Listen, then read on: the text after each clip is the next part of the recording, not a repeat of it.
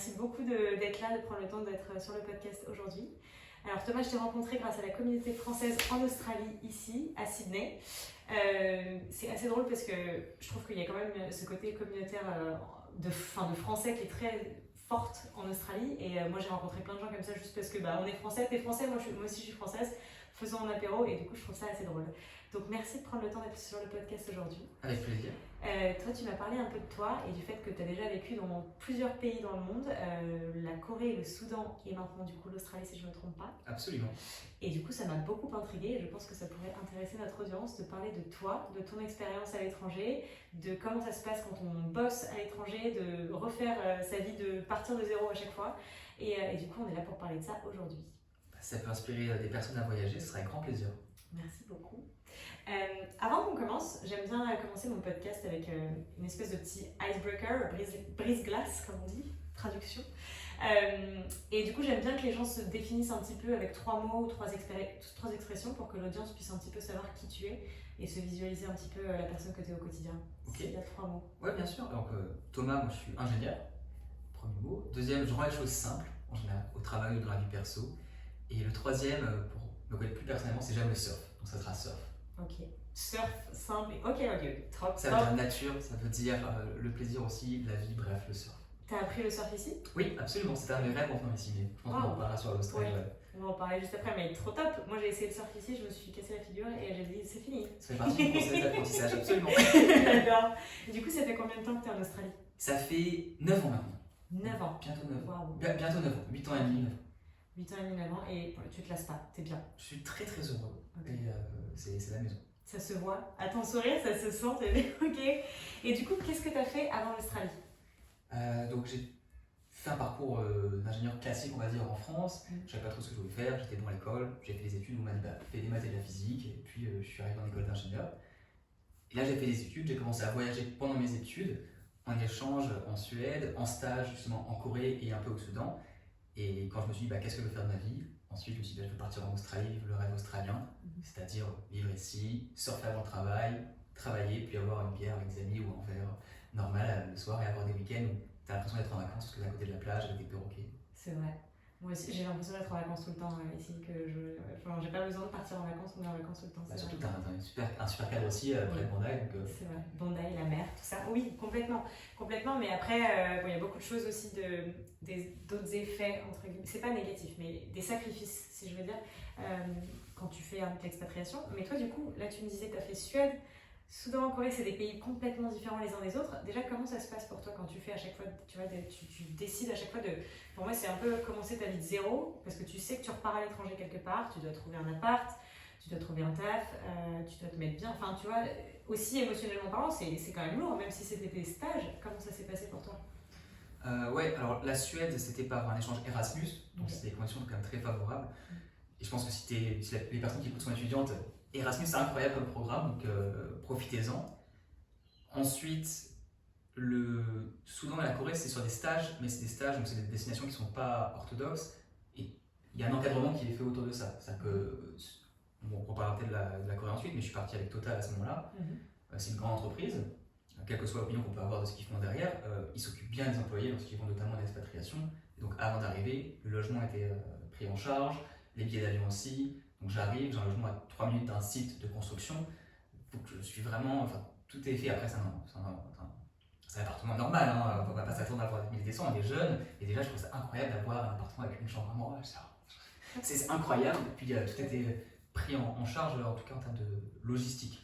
Et au Soudan, j'étais sur une mine, donc j'étais à 7 heures de la capitale, dans 2 heures de n'importe quelle autre ville dans le désert, ce qui fait que t'as des barbelés, t'es dans un camp, dans des préfabriqués, donc là c'est du 4 mètres sur 4 mètres on va dire, et tu fais que travailler et dormir, donc il y a beaucoup moins de problèmes de logement, vu que t'es sur une mine, tu fais que bosser de toute façon. Ok.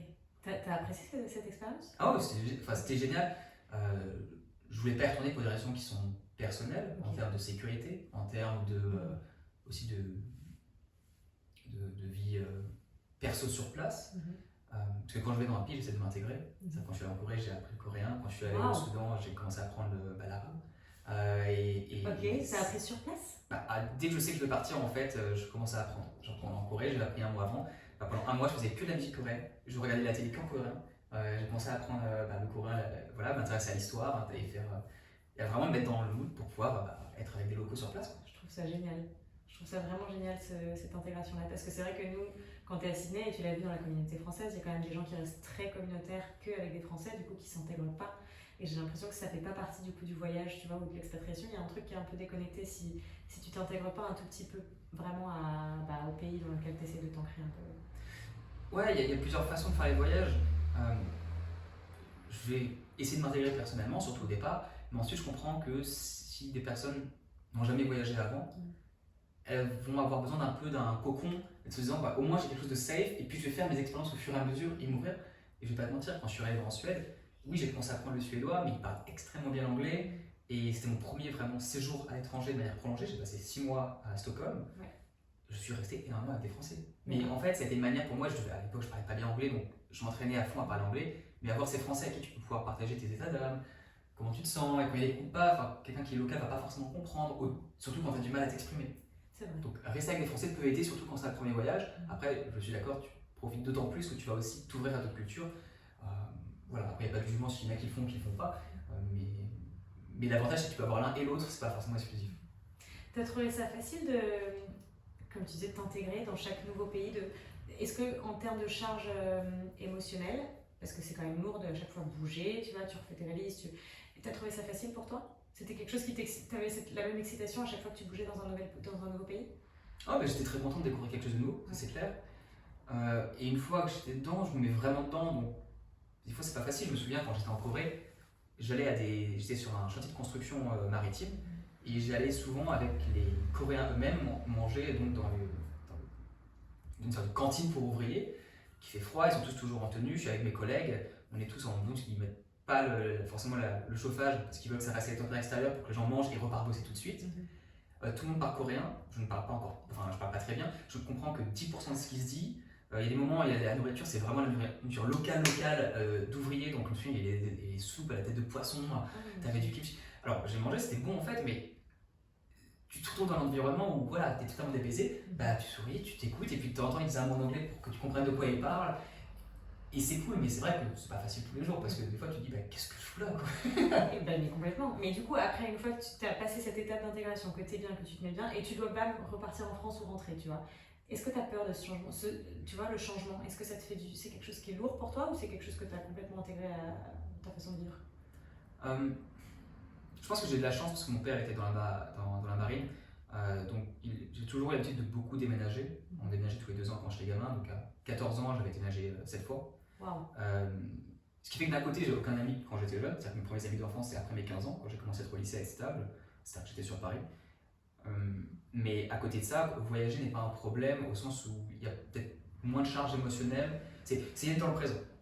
Je vais en Corée, je suis en Corée, je suis très heureux, il y a des choses qui me manquent, le fromage, tout ça, mais il y a des choses incroyables qui s'y passent et je suis à fond dedans. Puis après quand je rentre et je suis à fond dans le fait d'être en France aussi et d'être avec mes proches à ce moment-là. Ouais, je prends les choses une par une. C'est vraiment par rapport au voyage, je suis beaucoup dans le présent. C'est top. T'as pas ces moments de nostalgie où tu dis oh purée, je retournerais bien en Corée, c'était vraiment top quand même. Si, bien sûr, mais en fait, si tu veux partir en Corée, tu pars en Corée. Alors. Oui, j'adore ta façon de voir les choses. Je sais que c'est pas les mêmes. Moi personnellement et aussi d'autres gens que tu vois que j'ai rencontrés en voyage, je sais que cette notion du changement, elle peut être assez lourde et forte parce que tu dis oh purée.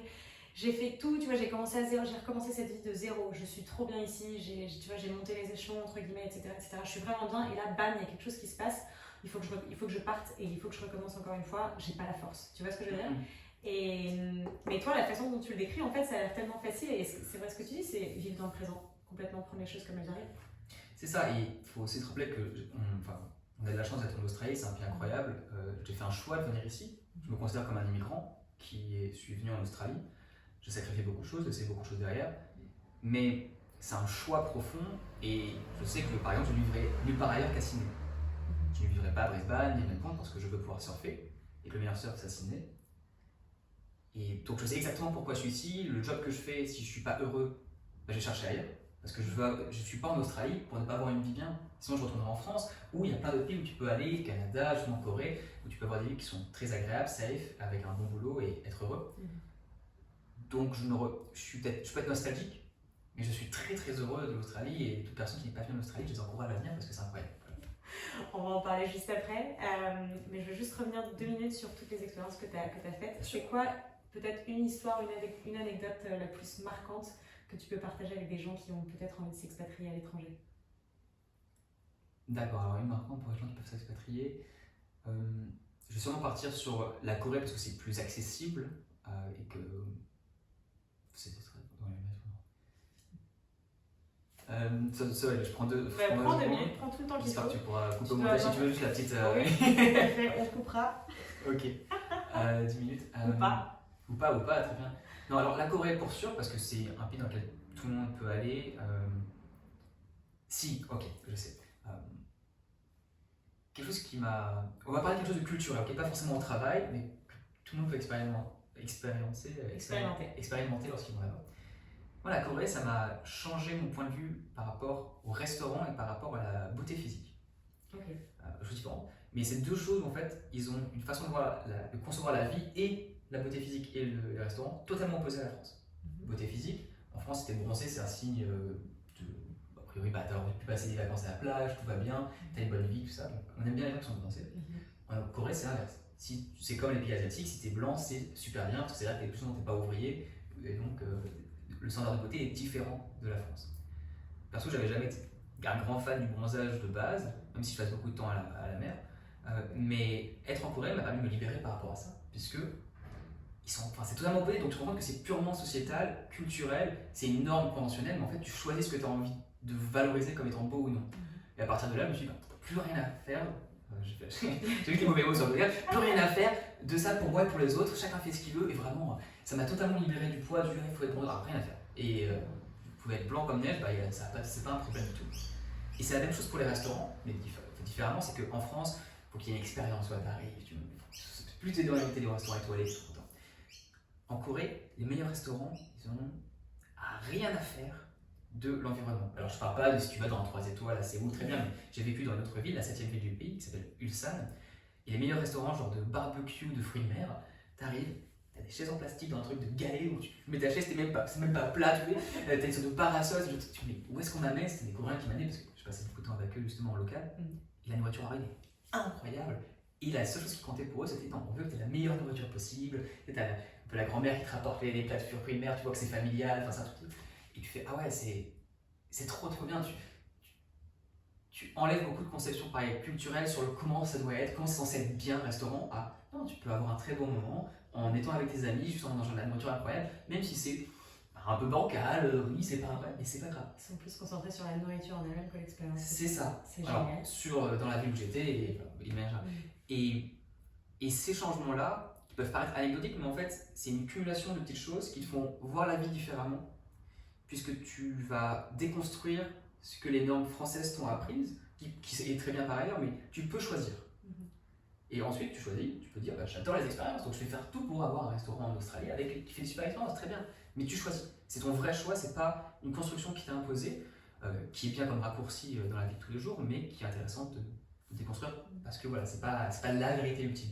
J'adore cette histoire et j'adore cette anecdote, et surtout sur l'anecdote de la beauté, parce que je trouve que de plus en plus, quand tu rencontres des gens qui ont voyagé, qui se sont expatriés, les gens reviennent en te disant j'ai changé, mon développement personnel a évolué, je me suis reconnectée à moi-même, etc. Parce que justement, exactement comme tu dis, tu déconstruis ces idées reçues qu'on t'inculque, soit dans ton environnement en termes de pays, soit dans ton environnement familial, ton éducation, etc. Du coup, quand tu sors de cette bulle-là et que tu vas quelque part où c'est complètement différent, on te montre en fait, mais pas du tout. On t'a dit que. Je sais que j'ai une copine qui avait beaucoup de mal avec ses formes. Elle a des hanches très belles, très généreuses, et elle a toujours eu du mal en France, toujours. Et elle s'est expatriée aux États-Unis. Et elle m'a dit, mais en fait, je suis, on m'appelle la fille la plus maigre du groupe dans le truc, la plus mince, et je me sens incroyable, et je me suis retrouvée, j'adore mon corps, et j'adore mes formes, etc. Et j'ai trouvé ça tellement beau, parce que, en fait, parfois, si vous n'êtes pas heureux, c'est ça, je crois, le message, c'est, parfois, quand on n'est pas bien, quand on a l'impression de tourner en rond, parfois, le fait de sortir de cette bulle de confort, je ne dis pas qu'il faut forcément voyager pour sortir de cette bulle de confort, mais changer un peu d'environnement. Parfois on se rend compte que les idées reçues qu'on a, exactement comme tu dis, sont pas vraies. C'est celles qu'on se crée nous-mêmes. On a le choix. et on a le choix de les changer, on a le choix de changer notre perception sur les choses, sur le monde qui nous entoure et sur nous-mêmes. Donc j'adore ce que tu dis. Ouais, je nuancerais quand même une chose que tu dis sur. Je suis d'accord avec toi, mais sur il faut pas nécessairement voyager pour se déconstruire, en tout cas se changer. Se dire que si on n'est pas heureux, on n'a pas forcément besoin de voyager pour redevenir heureux. Je suis d'accord, même si je dirais que si tu ne sais pas comment faire pour changer ce qui se passe autour de toi, un voyage, même s'il est petit, hein, de quelques semaines, de quelques jours, de quelques mois si tu peux partir à l'étranger, mais pas forcément quelques semaines suffisent à automatiquement, par la nature même du voyage, tu n'as rien à faire, tu as juste à, ok, je vais voyager, et là tu vas voir plein de choses nouvelles auxquelles tu ne t'attendais pas, et ça va t'aider, tu vas revenir un peu différent, mais tu n'as pas besoin d'avoir cette charge mentale de oh, qu'est-ce que je dois faire pour être différent, est-ce que je dois lire 3 livres par semaine, est-ce que je dois me lever à 5h du matin. Non, juste, tu dis, mais je vais prendre 2 semaines de vacances dans un pays que je ne connais absolument pas, qui est totalement différent, que ce soit en Asie du Sud-Est, en Amérique du Sud, en Amérique, enfin, peu importe ce que tu as envie de faire, et bah quoi qu'il arrive, tu vas revenir en étant un peu changé, et ça se trouve, tu auras trouvé des solutions de manière totalement différente à ce à quoi tu t'attendais. Donc je trouve que le voyage c'est un facilitateur de bonheur dans ce sens-là. C'est vrai, complètement là-dessus. Et du coup, maintenant, j'aimerais bien qu'on parle aussi du Soudan, parce que moi, ça m'intrigue beaucoup, c'est un pays que je connais pas du tout. Comment tu pourrais le décrire rapidement là? Si je te disais en 1 minute, décris-moi comment ça se passe le Soudan pour un Français. Ok. Alors le Soudan, c'est 2 parties du Soudan. Tu as le Soudan du Nord et du Sud. Le Sud est en guerre civile, n'y allez pas. Enfin, à l'époque, c'était en guerre civile, maintenant ça a peut-être changé, mais c'est a priori très compliqué. Et au Nord, c'est purement musulman. La charia, c'est la loi donc, islamique qui s'applique. Du genre, tu voles un truc de plus de 50 balles, on coupe la main. Enfin, c'est le genre de... Ok. Et quand j'y suis allé, sur comment ça se passe, tu as plein de règles qui sont totalement anormales pour la France. Du genre, il n'y a pas d'égalité homme-femme, il y a un traitement très différent. Tu ne peux pas regarder une femme dans les yeux plus de 3 secondes sans l'autorisation du frère ou du père. Sinon, pour la femme, elle peut être tuée si elle fait la même chose. Toi, tu peux recevoir 42 coups de fouet sur la place publique. Ok. Donc je me baladais dans la rue, j'avais les yeux par terre. Ok. Parce que je voulais éviter tout problème, c'était hyper dangereux. Je suis resté qu'une journée donc dans la capitale Khartoum. Et je peux te raconter plus sur le Soudan. Alors le Soudan, c'est un régime qui est quand même très particulier, il y a un blocus des États-Unis dessus. Ouais. Ouais, vas-y. Juste, parce que tu parlais de. Tu marchais dans la rue avec les yeux rivés sur le sol, oui. Mais du coup, comment tu te sens tous les jours enfin, c'est pesant quand même comme atmosphère. Alors, déjà, j'aurais dû acheter des lunettes de soleil, ça j'ai pas pensé avant. Parce qu'en fait, ça aurait évité beaucoup de problèmes parce qu'on n'aurait pas pu voir où je veux regarder. Okay. Et ensuite, je suis resté que 2 jours à l'aller et au retour dans la capitale du pays. Et ensuite, j'ai passé 2 semaines et demie dans une mine. Et donc, sur une mine, c'est beaucoup moins problématique parce qu'il n'y a pas de femmes, il n'y a que des hommes, même c'est des hommes de ménage. Et il y a d'autres contraintes qui s'appliquent quand même. Tu n'es pas censé, par exemple, même pour un homme, voir de la peau visible en dehors des mains et du visage. Wow. Et donc, il y avait une fois où j'allais dans la salle de gym au sein du camp. Et j'avais juste mis un t-shirt, une manche courte avec un petit short parce que j'allais faire du vélo ou je sais pas quoi. Et il y a un mec qui m'a vu et qui s'est tourné, qui est parti parce qu'en fait, il nous apprécie quand même. Et donc, pour ne pas me mettre dans une situation difficile, il a fait semblant de ne pas me voir. D'accord. Pour pas que j'ai être en fait face à mes actions, tu vois. Et donc, j'ai pu aller dans la salle des expats pour faire du sport. Il a fait genre, il m'avait pas vu. Waouh. Mais c'est parce qu'on s'apprécie, qu'il veut pas me mettre dans une mauvaise situation, tu vois. Ok, d'accord. Est-ce qu'il y a un truc qui t'a tellement marqué que tu as encore cette habitude aujourd'hui depuis quand tu es allé au Soudan? Je sais pas si c'est une habitude ou une perception des choses. Oui, il y a une chose, c'est que je regarde les sorties de secours. Ah. Parce que. Tu regardes les sorties de secours? Ouais, et j'ai peut-être eu une de mes seules crises de panique de ma vie le 4e jour. En fait, il y avait une fonte d'un lingot d'or, de 2 lingots d'or. Et les forces armées sur site ne sont pas les forces de la compagnie, mais sont les forces nationales. Donc tu as les mecs avec des AK-47 sur le dos qui sont à côté de toi pendant qu'il y a la fonte de l'or.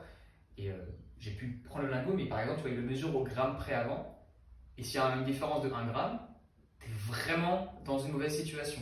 Okay. Donc tu fais pas le malin, tu montres vraiment ce que tu fais, ils rigolent et tout, ils sont très sympas.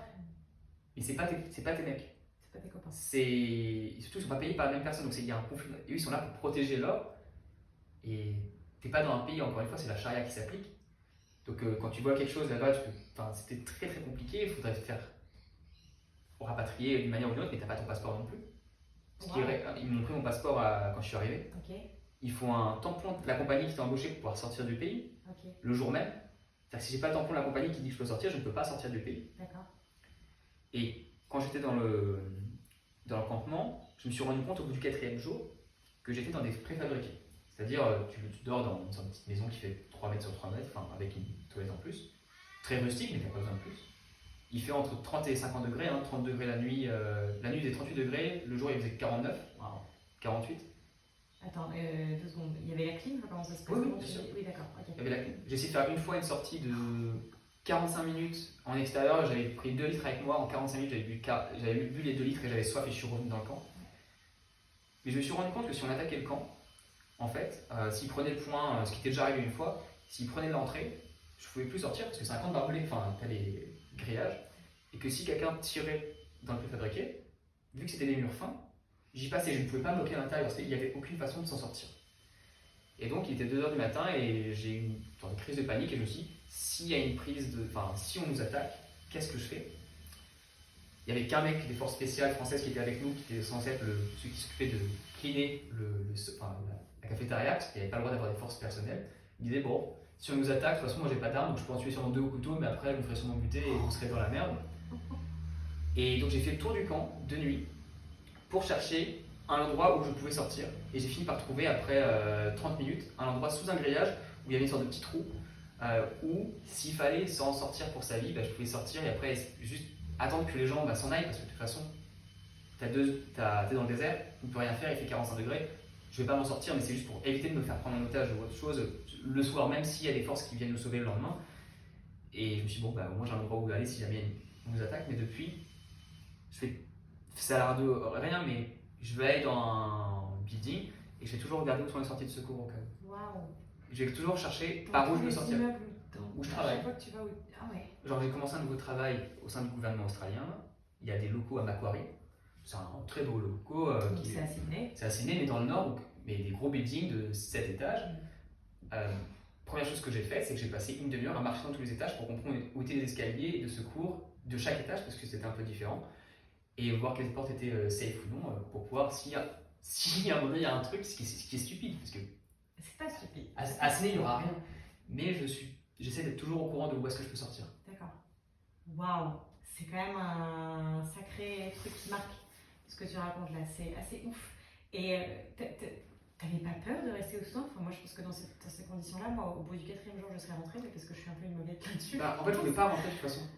Tu peux pas? Non, ils ont mon passeport, donc j'avais une mission de faire de 2 semaines. Tu as fait combien de temps? J'ai fait 2 semaines, 2 semaines et demie. Ok. Et le jour où j'ai voulu partir, ils ont vraiment aimé ce que j'ai fait pour eux. J'aurais fait gagner beaucoup d'argent, d'économies, de trouver des gens qui étaient un peu corrompus.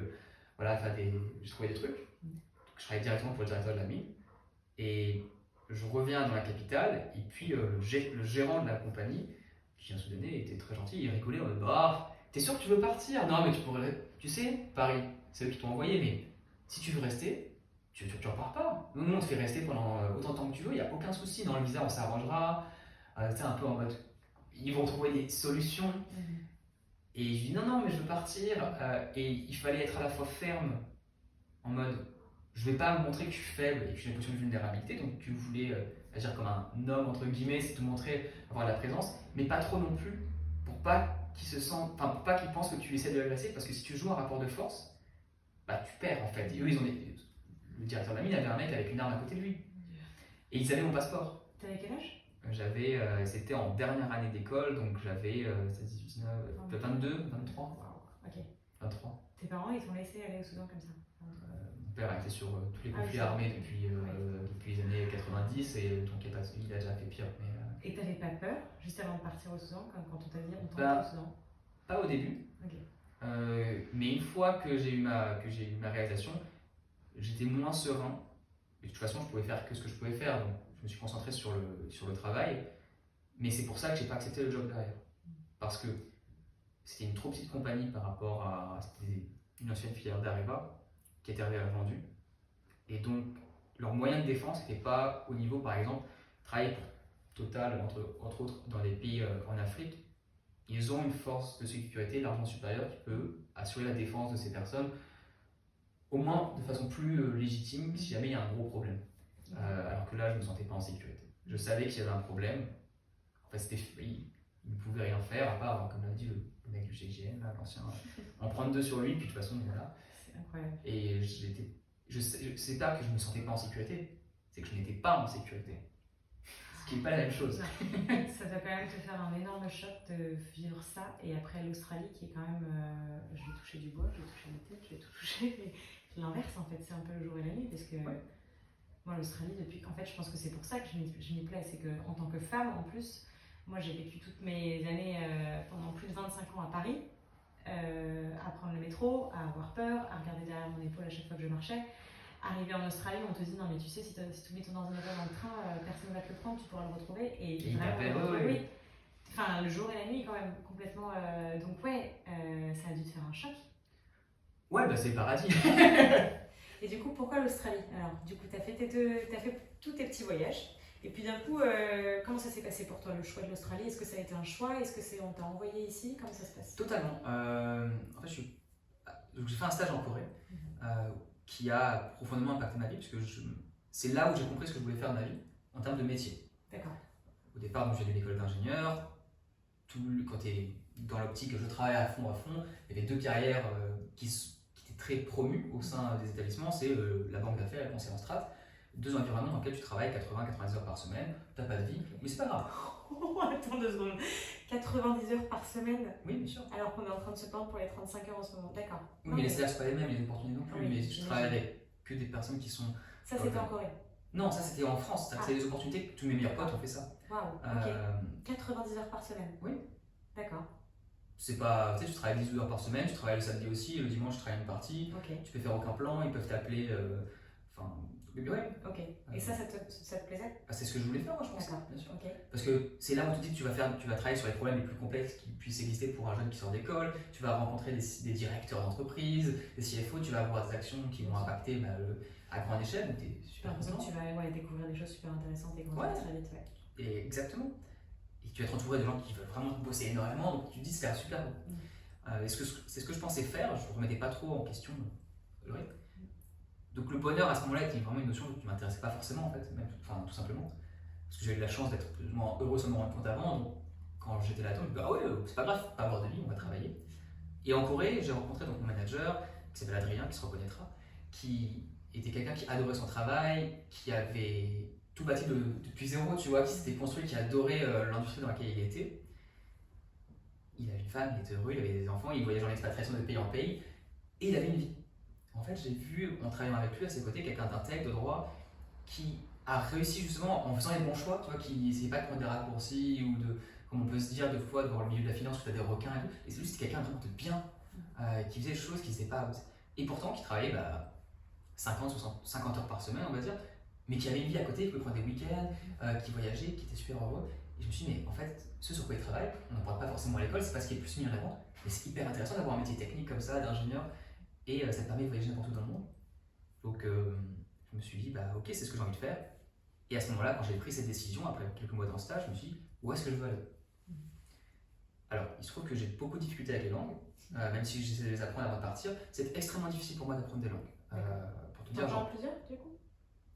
Anglais, et puis après j'avais les bases en suédois et en coréen. Okay. Enfin, suédois beaucoup moins bien, coréen plus, on va dire c'est ma troisième langue, et puis après allemand un peu. Mais j'étais nul en langue toute ma vie, genre j'ai eu 9 au bac en anglais, j'ai travaillé, c'était la matière que j'ai le plus travaillé en prépa, j'étais vraiment nul. Et donc je voulais faire un truc dans un pays en anglais, parce que ça allait être trop dur pour moi d'être. Si je me fixais un autre pays, genre la Corée, j'y restais toute ma vie parce que je pouvais pas prendre une autre langue derrière. Vraiment, ça aurait demandé trop d'efforts. Donc j'ai choisi, pays anglophone, puis après tu fais la liste de tous les pays anglophones, tu regardes la qualité de vie, il en restait 2 à la fin, Canada, Australie. Et puis j'avais le rêve de faire du surf le matin, et je me suis dit, ça pourrait être cool quand même de vivre à la plage, de faire du surf, et j'ai décidé de partir pour l'Australie après mes études, avant d'avoir reçu mon diplôme. J'ai raté la cérémonie, je suis parti juste après la fin des examens. Est-ce que tu avais un travail qui t'attendait ici? Non, il y avait rien. Tu es vraiment parti je suis parce parti, que tu t'es dit je veux partir dans un pays anglophone, faire du surf? Non, je voulais le rêve australien. Je suis parti en Corée, donc c'était mon stage de césure. Il me reste encore 1 an d'études après, où j'ai fait mon master. Et je cherchais pendant 6 mois un stage en Australie. J'étais à Sadon-la-Gorin, j'ai pas réussi pour diverses raisons. Je suis parti dans une boîte qui faisait des mines, donc je suis parti un peu en France et au Soudan. Et après, à la fin, je leur ai dit, vous avez des mines en Australie, c'est pour ça que je suis venu chez vous. Est-ce que vous m'envoyez en Australie et dans vos mines? Et en fait, non, on t'envoie au Soudan si tu veux. Parce qu'il n'y avait pas de Rien à voir. Bah, c'était la même chose d'un point de vue boulot. Oui, mais c'est différent en termes de Ah, pays, oui, quoi. absolument. Oui. Moi, je leur ai dit, mais écoutez, les gars, si vous avez un poste en Australie, ok, mais sinon, je ne veux pas. Ils en ont eu un 10 mois plus tard, ils m'ont appelé, mais j'avais eu un job en Australie depuis. Mais je suis parti en Australie, après ça, je leur ai dit, bah, merci, ils m'ont fait une lettre de recommandation. Bon, bah, ils veulent aller en Australie, donc on recommande à toute entreprise en Australie de le prendre. Et puis, Et tu n'avais pas peur de quitter, du coup, un job au Soudan avec, je sais pas, tu vois, une sécurité, un salaire, etc. Tu n'avais pas peur de tout quitter pour venir dans l'inconnu, c'est ça la question. Ouais, ou un job à la défense, parce que sortant d'une bonne école, entre guillemets, dans le système français, avec en plus, en ayant des enfin, j'aurais travaillé pour Total sinon, concrètement, c'était une boîte que j'adore ce qu'ils font d'un point de vue ingénierie. Je parle pas du reste, mais d'un point de vue purement ingénieur, quand tu sors d'école, il y a des choses fantastiques à faire en termes de design, de construction, et donc c'était super stylé. Je serais parti chez eux à la défense, je pense, ou ça aurait été un job incroyable. D'accord. J'aurais été très très heureux. Ok, mais tu as quand même décidé de venir ici alors que tu avais l'inconnu. Absolument. En fait, je voulais le rêve australien, je voulais vraiment le. Et le truc, c'est que je savais pas surfer justement. Je me suis dit, bon, je vais venir en Australie, je vais commencer par apprendre à surfer pour voir si ça me plaît, parce que si ça me plaît pas, je ne resterai pas en Australie. Ah non, mais à 100%, j'allais revenir en France. C'est incroyable. Donc j'ai essayé une fois de surfer quand même en France, avec un pote. Tu veux pas me prêter une des planches pour qu'on voit si c'est sympa ou pas, parce que je savais pas quoi. Mais c'est venu d'où cette envie de surf? Parce que t'avais jamais surfé avant, du coup c'est. Non, j'ai toujours été près de l'eau, parce que mon père était dans la marine. D'accord. J'ai toujours nagé beaucoup, j'adore être sous l'eau. J'adore être dans l'eau, m'amuser. En prépa, le seul sport que je faisais, c'est j'allais le dimanche matin à la piscine 1 heure, qui était en face de chez moi. J'ai toujours été dans l'eau 1 à 2 fois par semaine depuis que je suis tout petit, et donc je me suis dit, j'ai sûrement aimé le surf. J'avais fait du bodyboard avec mon père à La Réunion quand j'étais petit, j'avais grandi un peu là-bas, et je me suis dit, j'espère que ça va me plaire, et ça m'a plu dès la première fois. La première session avec lui, j'ai pris une vague, mais j'étais debout, une vraie vague, et après, c'est bon. J'aimais bien me faire casser la gueule dans l'eau. Et du coup, tu as décidé de rester et de trouver un boulot. D'abord, j'ai fait 6 mois où j'ai appris à surfer, puis après, j'ai commencé à dire, ok, j'aime bien le surf, j'arrive à me lever, à faire ce qu'il faut, donc maintenant je vais chercher un travail, essayer de rester en Australie. D'accord, donc tu as fait 6 mois sans boulot, entre guillemets. Sans boulot, alors petit boulot, bien sûr, les aventures. J'avais quand même pris mon CV déjà qui était prêt à l'époque, à une veille, j'avais fait des entretiens et je faisais du networking au fur et à mesure. Mais non, j'avais pas de boulot pas de boulot d'ingénieur pendant 6 mois. J'adore. Tu as l'air très. Comment je peux dire ça, chill, en fait, relax par rapport aux choses qui peuvent, tu vois, aux expériences de vie qui t'arrivent, etc. C'est quelque chose qui c'est ton éducation qui a été comme ça, ou c'est comment tu définirais ça? C'est à force d'avoir pris des échecs surtout. Donc j'ai une grosse chance, c'est que quand ça va mal, ma réaction c'est de travailler. D'accord. Quand je suis pas heureux, si je suis triste, si je prends des échecs, je vais travailler plus. Genre quand j'étais au fond du fond, j'habitais à Perth et que je cherchais un travail à ce moment-là, un sponsor, j'ai mis 4 mois à trouver un sponsor.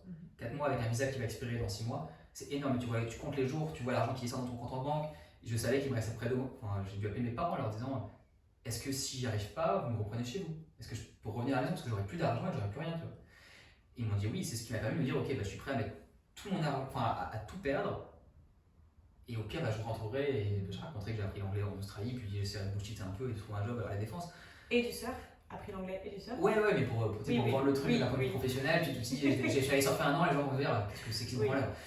Donc, et j'étais là et j'avais suivi mes plus gros échecs, j'étais à ça d'avoir 2 jobs, et j'ai eu 2 noms dans la même journée, bref, il y avait tout qui recommençait à zéro alors qu'il me restait plus que 3 mois. Et je suis sur mon balcon, j'étais sur un appartement avec un petit balcon d'1 mètre carré, là, j'ai pleuré sur le balcon, et je me suis dit, bon, après avoir été une demi-heure, je me suis dit, bon, qu'est-ce que je fais maintenant? Et je me suis mis à mon ordinateur avec un cahier, puis vu que j'étais vraiment triste, je me suis dit, ok, une action, tu notes l'action que tu fais l'action, tu envoies les mails à telle personne. Et tu sais, j'avais les larmes toujours sur les yeux et je me suis remis à bosser. Et c'est la chance que j'ai, c'est que quand je vais pas bien, je travaille plus. Et ce qui permet en fait, après avoir fait la prépa, après avoir pris autant d'échecs, maintenant d'être beaucoup plus chill parce que je sais que si ça va vraiment mal, j'ai de la chance que je vais bosser. Tu te fais confiance? Je fais confiance à ma réaction de celui, je ne vais pas faire du binge, je peux en faire, j'aime bien les jeux vidéo, donc je joue beaucoup aux jeux vidéo, mais c'est pas ma réaction quand ça va, tout va mal. C'est quand tout va mal, je bosse. Et en fait, quand tu bosses, il faut avoir de la chance aussi, mais tu peux créer ta propre chance au fur et à mesure. Il y a beaucoup de choses qui peuvent t'aider. Mais je sais qu'avec le boulot, tu peux toujours t'en sortir à un minimum.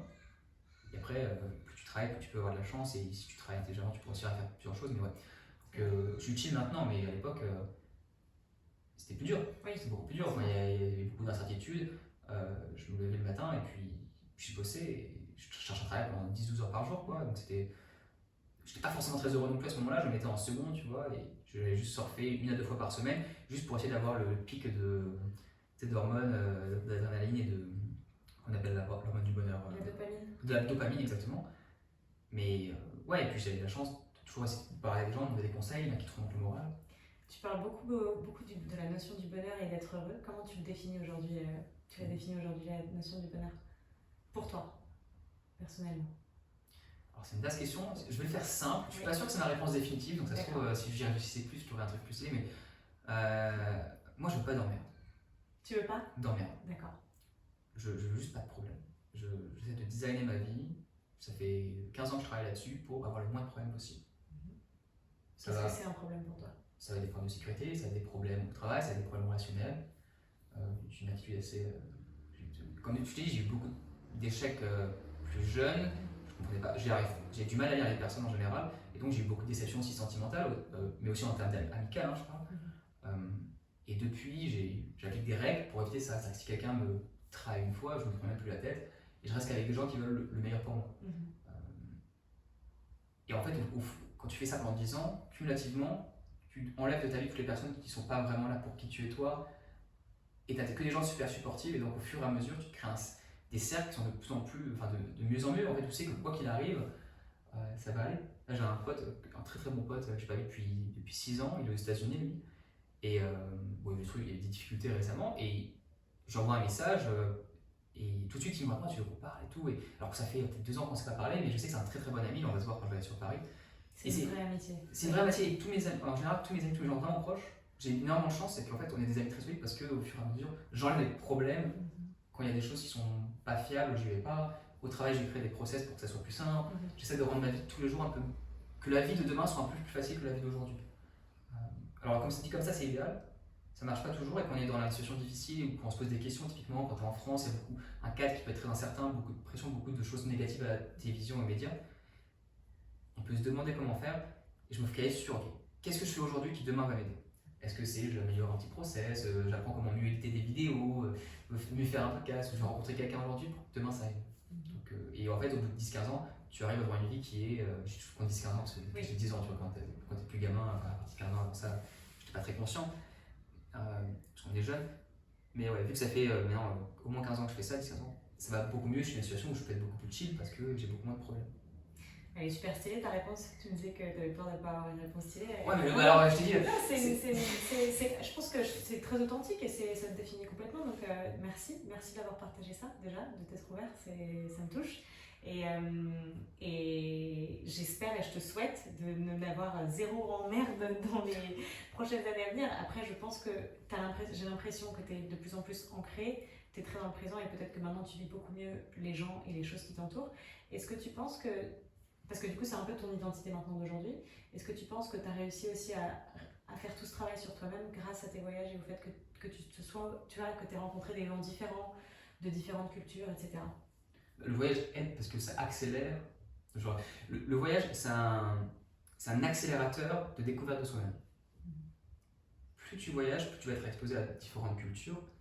Et chacune des personnes que tu vas voir va t'apprendre des choses sur leur culture à eux, qui y sont, mais aussi, par effet miroir, te faire comprendre des choses sur toi. Et donc, oui, clairement, les voyages et les activités, même au sein des voyages, qui sont très différentes de ce que je vais faire dans la vie réelle, m'ont aidé. Par exemple, quand je suis arrivé en Australie, avant ça, je suis quelqu'un qui a fait beaucoup d'études. J'étais à fond dans les maths et la physique, j'adore tout ce qui est conceptuel, très théorique. Chacun sa came, moi c'était la vie. Je kiffe les maths, la topologie, c'est l'étude des espaces de dimension n. Qu'est-ce que tu fous à étudier ça? L'inverse de moi total. C'est-à-dire que moi, la théorie et moi, c'est pas possible, mais oui. Voilà, moi j'adorais ça, vraiment très très fan. Okay. J'arrive en Australie, qu'est-ce qu'on va faire? On va aller travailler pour des fermiers en Australie, réparer, installer des panneaux solaires. Et là tu vois la vraie praticité de la vie où le fermier te dit non mais on doit faire du ciment, il dit ah il nous manque tel truc, oh c'est pas grave, tu mets le sac, on va faire que du ciment, on fait pas du béton, on s'en fout. Et tu conduis un tracteur, tu vas faire de la vie réelle, et ça t'apprend des choses sur ton corps, comment utiliser des outils, et tu comprends beaucoup mieux aussi, et tu as plus d'empathie pour les autres personnes qui font des métiers qui sont difficiles physiquement, et après tu comprends beaucoup plus de choses. Plus tu fais des activités qui sont différentes, plus tu apprends, et le voyage te permet de le faire plus, encore plus si tu fais des destinations qui ne sont pas forcément celles que tu connais. C'est vrai, ok, très bien. Donc du coup, si aujourd'hui je te dis, regarde en arrière il y a 10 ans, 15 ans, et que tu regardes le petit Thomas qui était encore plus jeune, adolescent disons, Est-ce que tu as envie de lui donner un conseil? Hum,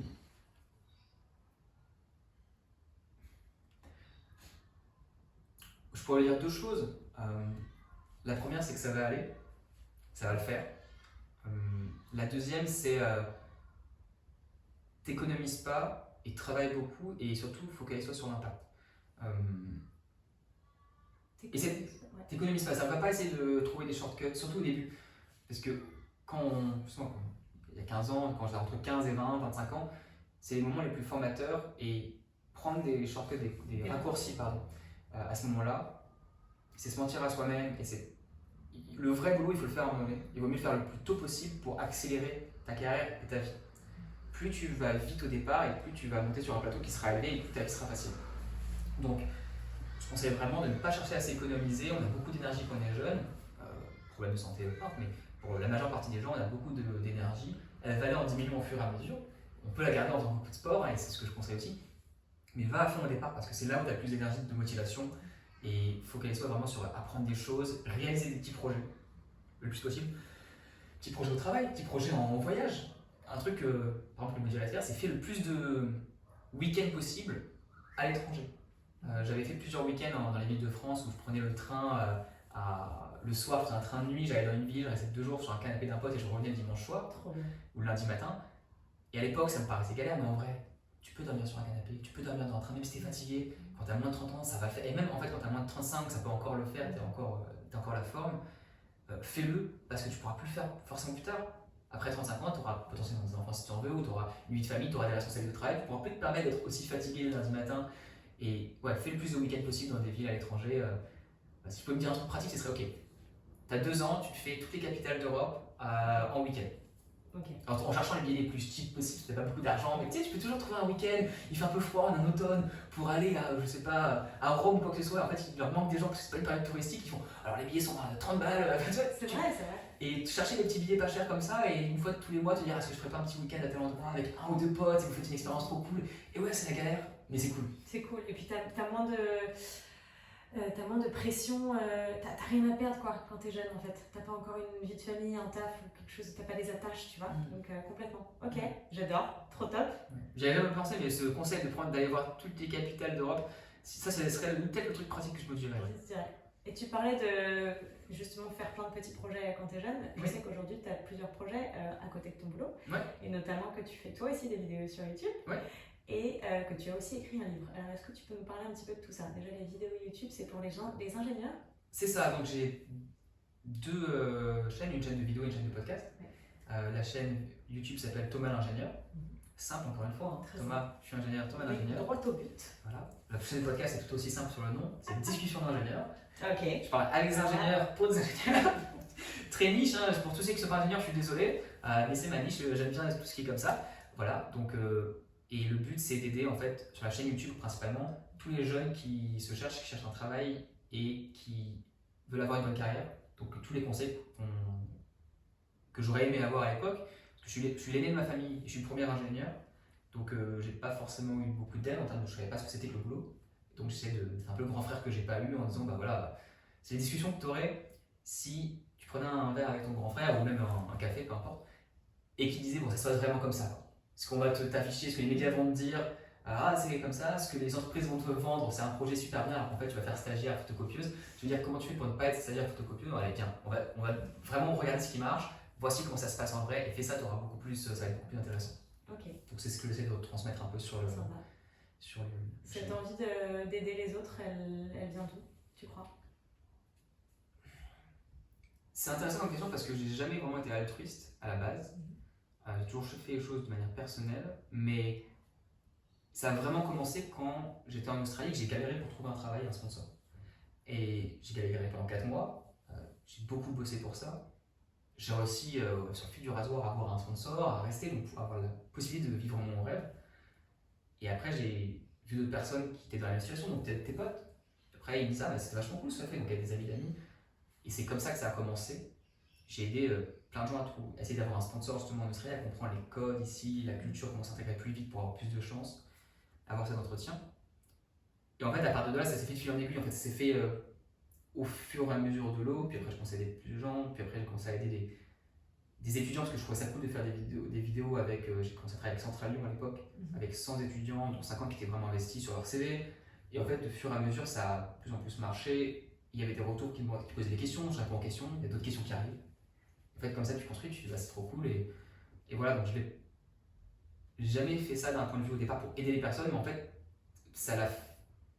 J'aimais bien et ça s'est construit et ça a aidé plein de gens. Mais enfin, tu vois ce que je veux dire, c'est fait naturellement. Naturellement, en fait. c'est pas une recherche, c'est pas. Enfin, après, tu sais, quand tu as le reward, tu as le. Non, je sais plus le mot en français, je ne sais plus parler. Le reward, le la récompense entre ouais. guillemets. Ah oui, ok. Tu sais, quand tu aides quelqu'un, tu as aussi une récompense intérieure parce que ça fait du bien, tu vois. C'est quand tu donnes un sourire, tu reçois un sourire, ça fait du bien. Donc c'est peut-être aussi ça qui naturellement t'a donné envie de, tu vois, faire un peu plus. Peut-être que toi, tu as reçu de l'aide, du coup, tu as envie d'aider de la même manière que toi, tu as reçu. C'est sûr. Et t'aides une fois, tu vois que ça aide, donc ça te fait du bien, ça te fait plaisir, donc tu continues, etc. etc. Il y a sûrement eu ça, il y a le. C'est une combinaison en fait de ça, bien sûr. Le fait que tu as des personnes physiques qui te disent merci, qui peut-être des vrais feedbacks. J'ai eu un job, là, une des personnes que j'ai aidé à avoir un sponsor, elle m'a écrit il y a 3 mois, elle me disait bah, ça y est, je vais devenir australienne, je suis hyper content. Enfin, c'est tangible, ça change la vie des gens. Mais réellement, tu vois, j'en sur un truc aussi important que le travail. Et ensuite, il y avait aussi le fait que plus j'ai des personnes qui vont me poser des questions, moi j'aime bien les choses simples, justement, rendre les choses simples. Et donc, il y avait un problème de scalability de je peux pas répondre à tout le monde, ça prend trop de temps. Donc si je fais des vidéos, je peux juste envoyer les vidéos et ça répond à 80% des questions. C'est vrai. Et donc, en fait, c'était la combinaison de oui, c'est cool d'avoir des feedbacks et je suis toujours content, mais aussi, ben, au moins comme ça, si un jour j'ai un enfant ou si un jour j'ai des amis qui me demandent, ben, ils commencent par les vidéos et j'ai pas besoin de tout répéter à chaque fois parce qu'il y a plein de choses que tu rêves. Enfin, quand tu vois, j'ai vu, je sais pas, des centaines de CV, peut-être 800, un truc comme ça. Donc, oui.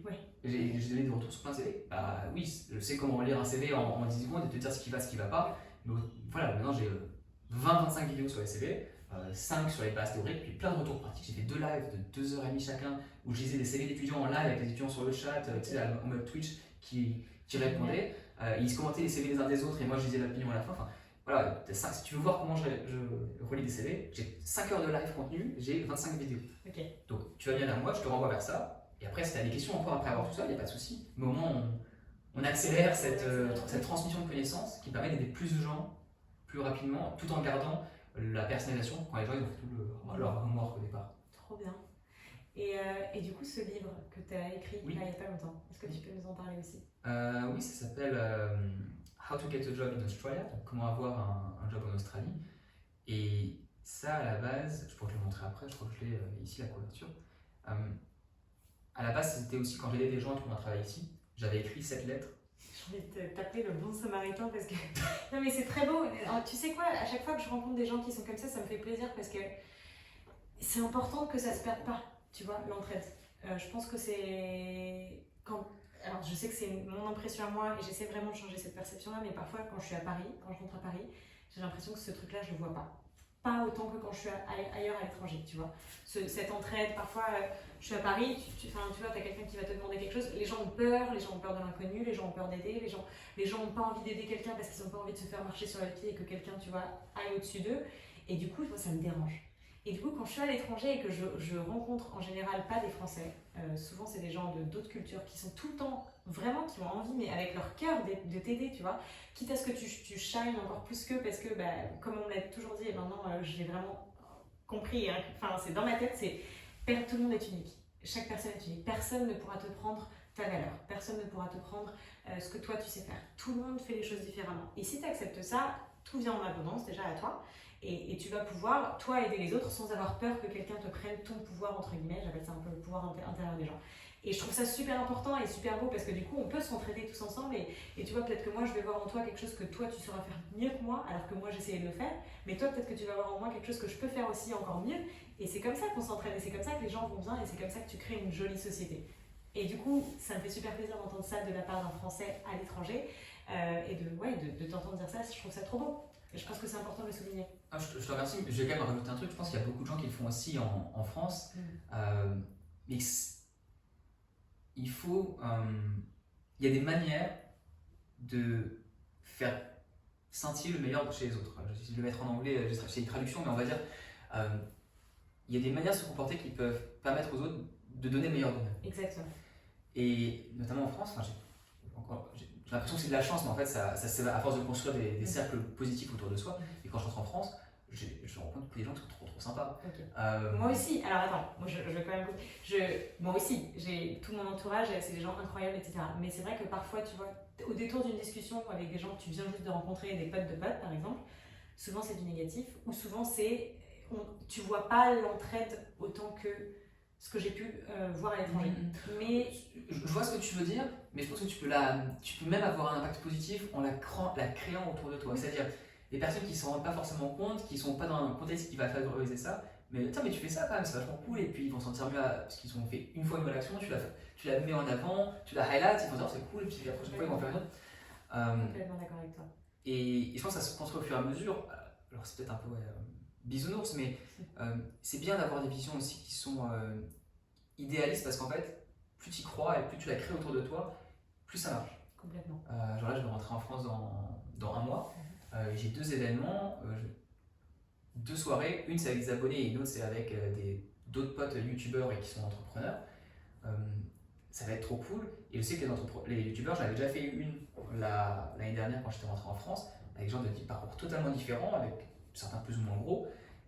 Et quand tu vas vraiment en disant bah voilà, moi j'invite que les youtubeurs avec qui je m'entends bien et qui je sais vont être impactés d'autres, bah tu me dis carrément, c'est pas un truc youtubeur où j'invite tout le monde, non, moi j'invite que les gens que j'aime bien et qui ont envie de s'entraider, bah les autres vont arriver en se disant bah ça va être un événement vraiment cool, je vais rencontrer des gens vraiment bien, et rien qu'avec cet a priori positif en fait, tout le monde va arriver, tu as 10 fois plus de chances qu'il y ait quelque chose qui se passe, plutôt que si tu dis moi je vais faire un événement pour oui on va être que les gros youtubeurs, on s'en fout, tu vois, ils vont être là en balade, faire de la vidéo avec l'autre machin pour. Oui mais c'est une façon de créer l'événement qui va changer l'outcome, les interactions entre les personnes.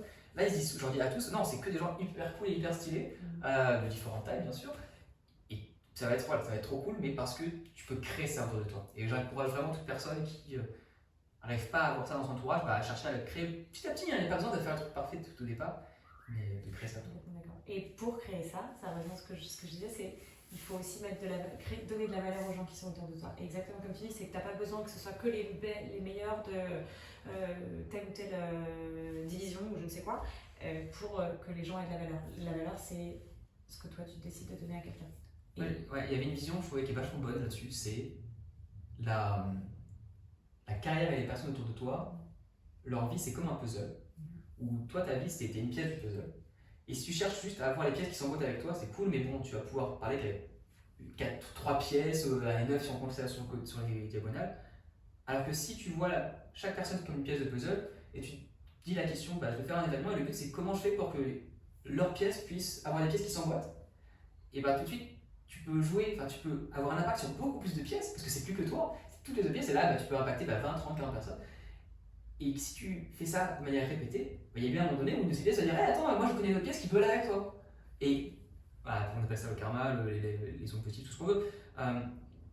C'est pas forcément ce en quoi je crois, mais en quoi je crois, c'est la sérendipité, c'est que tu peux créer le hasard positif par rapport à toi et tu peux créer des interactions qui vont faire qu'il y a quelque chose qui va arriver au final. Tu sais jamais ce que c'est, mais tu vas mettre le contexte pour que ça arrive bien.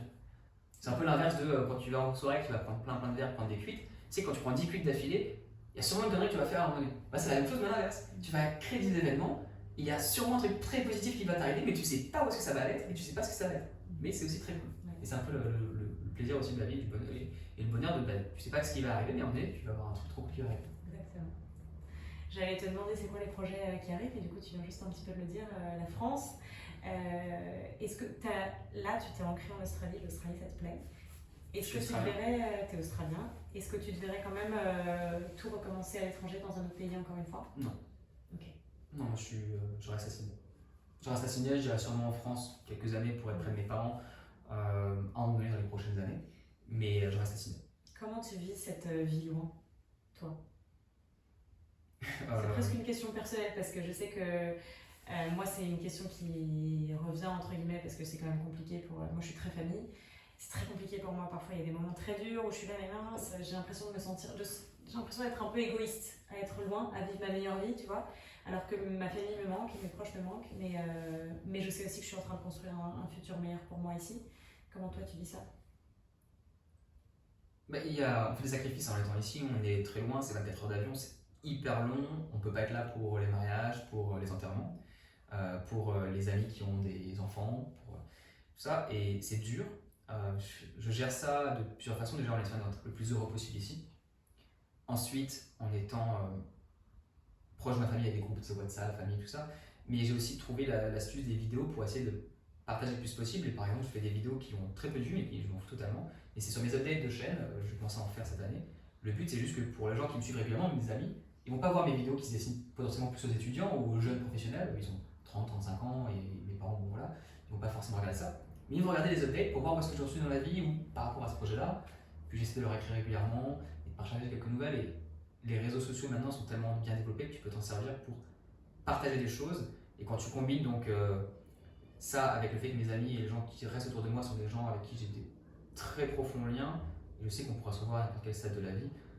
Quand on s'appelle, c'est top. Enfin, un de mes meilleurs amis en France, la dernière fois que j'y suis allé, on s'est pas parlé pendant. Il est très busy, pendant un an et demi. Quand je lui dis que je venais en France, bon, bah, il dit tu viens à la maison, et puis je suis resté chez lui, il n'y a pas de souci. Donc c'est dur, mais c'est aussi la façon dont on prend les choses, et ça nous de faire des efforts pour rester en contact, pour créer les liens, mais ça se fait et ça vaut le coup, je pense, pour moi en tout cas. Oui, je suis totalement d'accord avec toi, ça vaut le coup. Et tu l'as très bien dit, tu l'as très bien dit. Et oui, garder des liens forts et créer des liens forts dès le début, c'est ce qui permet aussi d'être bien et de se sentir bien. Parce que tu sais que même si tu vois pas les gens pendant 2 ans, 3 ans, on l'a vu avec le coco, il n'y a rien qui change et ça c'est top. Et je vous invite, chère audience, chers auditeurs et auditrices, si le sujet vous intéresse aussi sur l'expatriation en Australie et comment on se sent quand on est loin, on avait fait un podcast avec JB et qui s'appelle 10 ans, le bilan, l'expatriation en Australie, le bilan 10 ans après, et c'est aussi sur la chaîne du podcast, donc je vous invite à aller l'écouter si vous en avez envie. Thomas, ça a été un plaisir de t'avoir au micro du podcast, merci 1000 fois. Est-ce que tu as envie de donner un dernier conseil pour quelqu'un qui nous écoute depuis la France par exemple, qui a très envie de sauter le pas pour un gros projet, que ce soit une expatriation, un changement de boulot, quoi que ce soit? C'est quoi le conseil que tu as envie de donner? Fais-le, profite de la vie, c'est cool, et entoure-toi des bonnes personnes, ça va rendre tout beaucoup plus simple. Merci beaucoup. Merci encore 1000 fois et à très bientôt. Merci de l'invitation. Si vous avez aimé ce podcast, n'hésitez pas à donner un like, à le partager. Peut-être que ça vous aidera, vous ou quelqu'un de votre entourage. Et puis, prenez soin de vous.